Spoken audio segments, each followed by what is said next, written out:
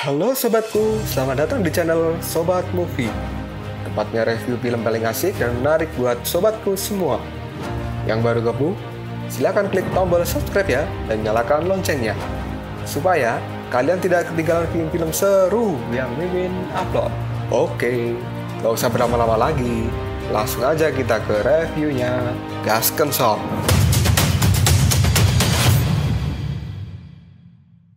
Hey, oke, sobatku terkeren, terkecil, terbaik, tersemuanya. Kita masih bersama Sobat Movie, channel alur cerita terasik sepanjang masa.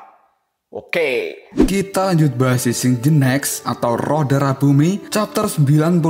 Nggak usah cacat banyak bacot, kita langsung masuk aja ke pembahasan. Cerita diawali dengan digambarkannya surga masa depan, di mana Biksu Tong saat ini telah muncul di tempat itu. Kemudian Biksu Tong pun berkata di dalam hati, beberapa bulan yang lalu sepertinya suara itu membawaku ke istana surga di masa depan. Kemudian sang biksu kali ini bertanya pada prajurit surga, istana surga, mungkinkah itu terkait dengan Dewa Sasin? Tapi adakah kalian yang melihat Dewa Sasin di tempat ini? Karena dari tadi aku tidak melihatnya. Apakah dia masih menjadi pimpinan surga saat ini? Para prajurit pun kali ini terkejut dengan pertanyaan dari Biksu Tong. Kemudian salah satu prajurit pun mengatakan bahwa pimpinan surga sekarang adalah Dewa Mata Tiga yang sudah sembuh dari luka beratnya ketika melawan Roh Darah Bumi. Sedangkan untuk Dewa Sasin sendiri, setelah bertarung dengan Roh Darah Bumi di jalur monster, dia terluka cukup parah kemudian mundur dan mengasingkan diri. Biksu Tong kemudian bertanya kembali, di manakah Sasin Guanyin mengasingkan diri?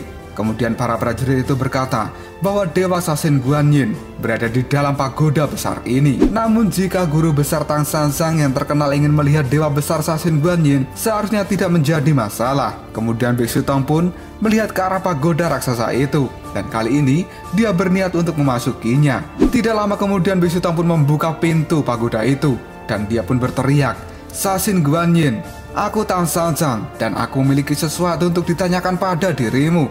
Hei Sasin, di manakah kamu? Apakah kamu ada di tempat ini? Tidak lama kemudian, Biksu Tong pun dibawa ke sebuah tempat dengan lorong yang sangat menyeramkan. Sang biksu kali ini dibuat terkejut karena ternyata Sasin Guanyin berada di tengah-tengah lorong itu dengan tubuh yang penuh dengan asap berwarna hijau. Ternyata Sasin Guanyin di tempat ini adalah untuk menyembuhkan dirinya, karena sepertinya efek racun kaca hati biru murni belum hilang sepenuhnya dari dalam tubuh Sasin Guanyin, sehingga pada saat ini tubuhnya pun mengeluarkan asap hijau yang merupakan efek racun hati kaca biru murni. Sang biksu yang melihat Sasin Guanyin kemudian mengatakan, Sasin, aku Tang Sanzang. Aku ingin bertanya padamu, apakah Roh Darah Bumi benar-benar telah dikalahkan? Sasin Guanyin tidak menjawab sepatah kata pun dari Biksu Tong. Dia membuka matanya dengan wajah yang penuh dengan kemarahan. Dan tiba-tiba Sasin Guanyin menyerang Biksu Tong dengan kekuatan yang keluar dari tangannya itu. Efek serangan berwarna hijau kali ini mengarah pada tubuh Biksu Tong. Dengan cepat, Biksu Tong pun menangkis serangan itu. Dan tiba-tiba saja, Sasin Guanyin kini terbang dan akan melakukan serangan lanjutan pada sang biksu. Untung saja Biksu Tong masih bisa menangkis serangan dari Sasin Guanyin ini. Tapi tangan kiri Sasin Guanyin dengan cepat mencekik leher Biksu Tong. Dengan cekikan keras di leher sang biksu, kali ini Sasin Guanyin juga menghantamkan tubuh Biksu Tong ke lantai. Kali ini membuat sang biksu menjadi terlihat kesakitan. Biksu Tong lalu bertanya, Sasin Guanyin, aku adalah Tang Sanzang. Apakah kamu tidak mengenali diriku? Tiba-tiba saja dari mata Sasin Guanyin kali ini keluar cahaya berwarna hijau karena efek racun hati kaca biru murni ini. Ketika sudah menguasai tubuh seseorang, maka akan membuatnya hilang ingatan dan dia akan menjadi seorang pemberontak. Sasin Guanyin kali ini masih dengan keras mencekik leher dari sang biksu. Hal ini membuat sang biksu tidak tahu dengan apa yang sebenarnya terjadi pada Sasin Guanyin ini. Dan tiba-tiba saja tubuh sang biksu ini tenggelam ke dalam sebuah kolam. Tubuh Biksu Tong pun semakin masuk lebih dalam. Sasin Guanyin kemudian bingung karena tiba-tiba tubuh dari sang biksu menghilang begitu saja. Sasin Guanyin yang sudah kehilangan kendali atas dirinya kali ini berteriak yang membuat seluruh istana surga gempar akan teriakan dari Sasin Guanyin ini. Biksu Tong yang tenggelam ke dalam air, dia pun dibawa kembali oleh pusaran air itu. Dan pada saat di dalam air, suara itu kembali muncul. Tang Sanzang, apakah kita sudah mendapatkan apa yang kita inginkan? Biksu Tong yang kebingungan lalu bertanya, mendapatkan apa? Kemudian suara itu kembali mengatakan, Biksu, Saat ini kita punya apa yang kita butuhkan. Biksu Tong yang masih dalam keadaan bingung, tiba-tiba saja tubuhnya ditelan kembali oleh pusaran air. Dan dia akan dibawa ke suatu tempat. Di jalur monster kali ini Rodara Bumi mengatakan, kalian berdua bisa tidak ikut denganku untuk menemui Dewa Surga yang agung. Aku memiliki sesuatu hal yang masih kupikirkan dan akan kutanyakan pada dirinya. Dewa Rule kemudian menjawab, tentu saja aku bisa. Dan Sasin Guanyin kali ini mengatakan, kalian berdua pergi saja. Serahkan urusan di tempat ini pada aku. Setelah Sasin mengatakan hal itu, kali ini Rodara Bumi serta Dewa Rule pergi meninggalkan jalur monster dan akan mencari Dewa Agung Tianyi. Kemudian Sun Wukong yang sudah sadar, dia pun menoleh pada Shao Wuqing dan juga Sukbaji. Lalu Sun Wukong menyapa mereka berdua. Shao Wuqing kemudian mendekati Sun Wukong dan dia mengatakan, hebat sekali, kakak Wukong, kamu telah kembali. Dan Sukbaji juga berkata, akhirnya kamu sadar juga Kak Wukong. Wukong yang kebingungan lalu menanyakan, hei, sebenarnya ada apa ini? Kemudian Aosway kali ini menjawab pertanyaan dari Sun Wukong. Hal ini sulit untuk dijelaskan dengan kata-kata. Namun bencana Rodara Bumi tampaknya sudah berakhir dan semuanya telah kembali tenang. Sun Wukong lalu melirik ke arah kanan dan kiri. Dia mencari Biksu Tong yang tidak ada di tempat ini. Dan Sun Wukong kali ini menanyakan, hei, ngomong-ngomong, di mana biksu berada? Kenapa dia tidak ada di tempat ini? Sukbaji pun menjawab pertanyaan dari Sun Wukong. Guru baru saja pergi dan dia tiba-tiba menghilang di udara. Kita tidak tahu dia ada di mana saat ini. Sun Wukong dengan panik lalu berkata pada mereka semua, kalau begitu mari kita berpencar dan mencari guru. Dan kemudian Aosway, Sukbaji, Shao Wuqing dan Sun Wukong pun berpencar untuk mencari Biksu Tong di tempat ini. Sasin Guanyin lalu berkata di dalam hatinya, Tang Sanjang, pergi kemana dia? Tathagata yang sedang bersama dengan Rodara Bumi kali ini mengatakan, Rodara Bumi, di depan sana adalah lapisan surga ke-34 dan Rodara Bumi juga tahu akan hal itu. Kemudian Rodara Bumi pun berkata, Guru, kita akhirnya akan segera bertemu. Setelah Rodara Bumi berkata seperti itu, kali ini Rodara Bumi serta Tathagata telah berhasil menembus lapisan awan surga 33 dan mereka sampai di surga 34. Kemudian mereka berdua berdiri di atas batu lalu Tathagata mengatakan, Rodara Bumi, ini adalah lapisan surga ke-34 yang sangat luar biasa.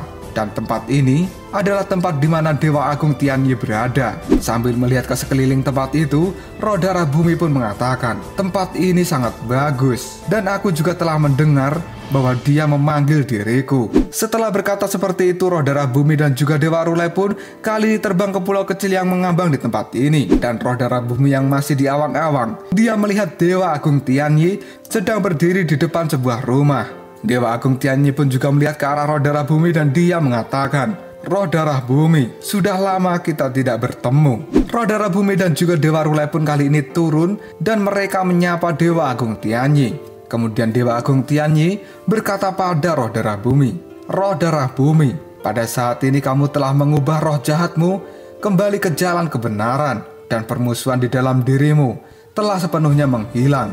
Dapat dikatakan bahwa kultivasimu telah mencapai hasil yang positif dan aku sangat puas dengan hal itu. Dunia besar juga telah lolos dari bencana yang akan menghancurkannya dan sekarang makhluk hidup dapat dengan damai seperti sebelumnya dan ini benar-benar merupakan pencapaian yang sempurna. Rodara Bumi lalu berkata pada Dewa Agung Tianyi, Guru, kamu selalu mengucapkan kata-kata yang indah.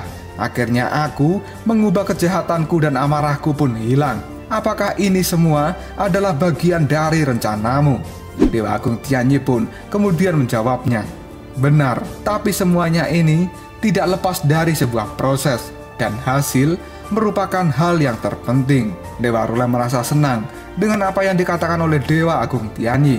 Kemudian Rodara Bumi pun melanjutkan kata-katanya, pada hari itu Anda membagi tubuhku menjadi 5 bagian dan menempatkan tubuh Yuan Yingku di dalam jantung bumi. Hal itu agar aku belajar dari perasaan seluruh makhluk hidup dan akhirnya aku bisa membersihkan seluruh amarahku.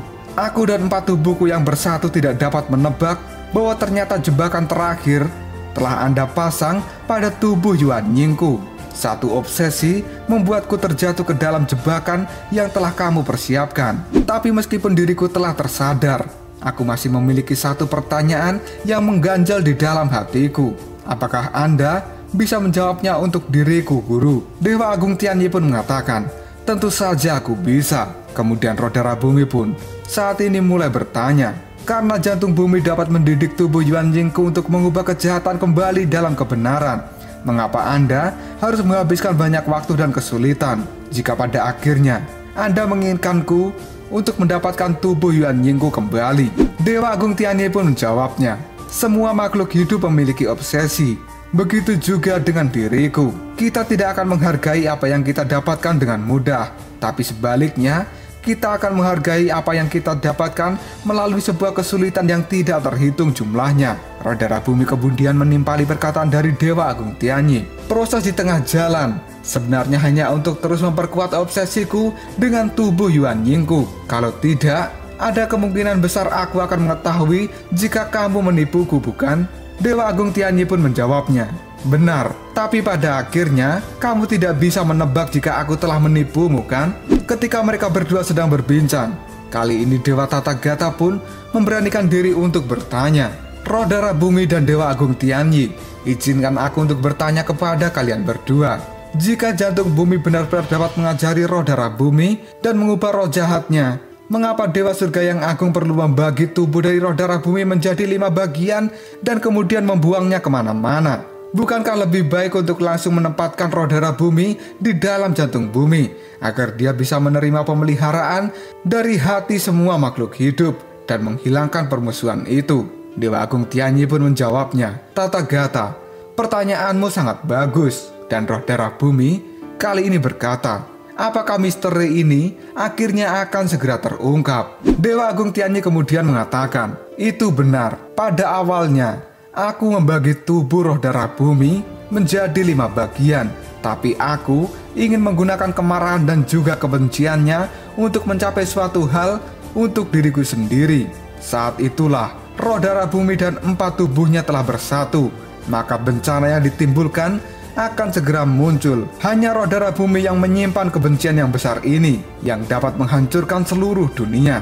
Dari rencana penghancuran itu, maka Rodara Bumi akan bisa membuka pintu arus waktu raksasa. Rodara Bumi kemudian berkata, ternyata semua itu bertujuan hanya untuk membuka gerbang arus waktu raksasa. Jika aku mengoreksi kesalahanku sejak awal, maka hal itu tidak akan pernah terjadi. Dewa Rule kemudian berkata pada Dewa Agung Tianyi, ratusan sungai telah memenuhi laut. Masuknya Tang Sanjang ke dalam arus waktu raksasa adalah tujuan akhirnya. Apakah tebakanku benar, Dewa Agung Tianyi? Dewa Agung Tianyi pun menjawabnya bahwa itu memang benar. Dan Rodara Bumi kali ini berkata, mengapa Anda sangat ingin Tang Sanjang memasuki aliran waktu raksasa?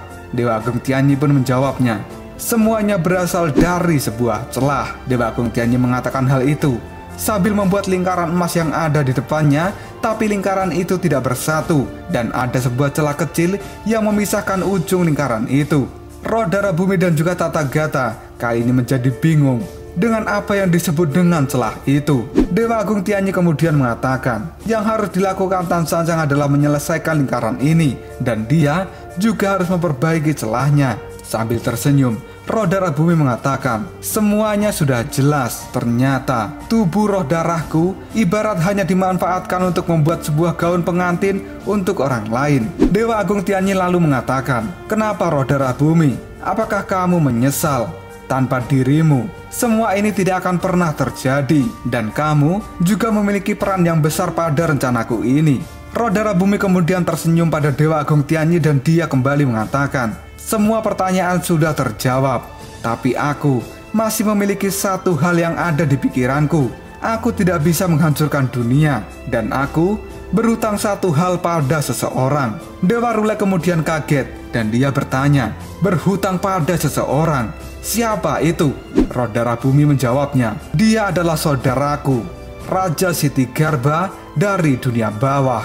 Kemudian Dewa Agung Tianyi berkata pada Rodara Bumi dan juga Tathagata, baiklah kalau begitu, aku akan pergi ke dunia bawah bersama dengan dirimu dan menyelesaikan semua masalah ini. Kita dibawa kembali ke tempat Biksu Tang yang saat ini sudah berada di dalam pusaran air. Biksu Tang pun kebingungan, sebenarnya dirinya akan dibawa kemana? Sang biksu kemudian berteriak, hei, adakah yang bisa memberitahuku di mana tempat ini? Dan tiba-tiba saja, di dalam air Biksu Tong sudah kehabisan napas. Dia pun menjadi panik, dan dia segera berenang untuk segera keluar dari dalam air itu. Sang biksu kemudian berkata di dalam hatinya, "Di mana lagi kali ini aku berada?" Sang biksu telah muncul dari dalam air, dan dia berada tepat di depan air terjun. Lalu sang biksu melihat ke atas, dan dia dibuat terkejut. Karena pada saat ini, Bailang tiba-tiba muncul dari atas air terjun, dan akan menimpa Biksu Tong. Bailang pun berteriak, "Guru!" Begitu juga dengan Biksu Tong yang langsung berteriak, "Bailang!"